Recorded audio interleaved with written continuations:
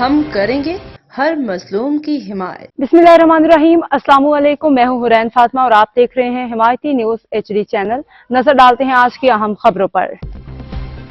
جنوری 2025، حل صرف MQM پاکستان، خون دل دے کے نکھاریں گے ہم اپنے ٹاؤن کو۔ ہم نے کرنگی لانڈی کو سنوارنے کی قسم کھائی ہے، کیونکہ اپنوں کے کام اپنے ہی آتے ہیں۔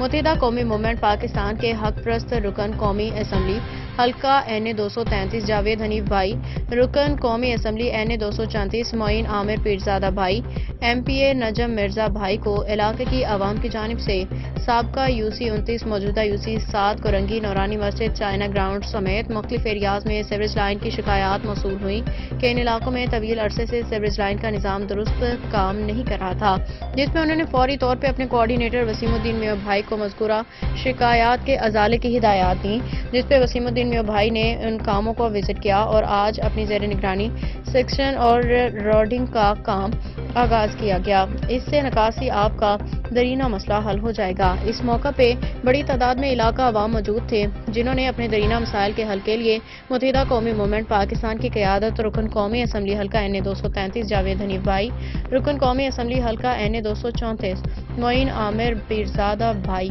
MPA نجم مرزا بھائی، town organiser Korangi town Sajid Rajput بھائی، کوآرڈینیٹر وسیم الدین میاں بھائی اور executive engineer Karachi water and sewerage corporation Korangi sewerage Daniyal صاحب کا شکریہ ادا کیا، دعائیں دی، متحدہ قومی موومنٹ پاکستان کے حق میں نعرے لگائے۔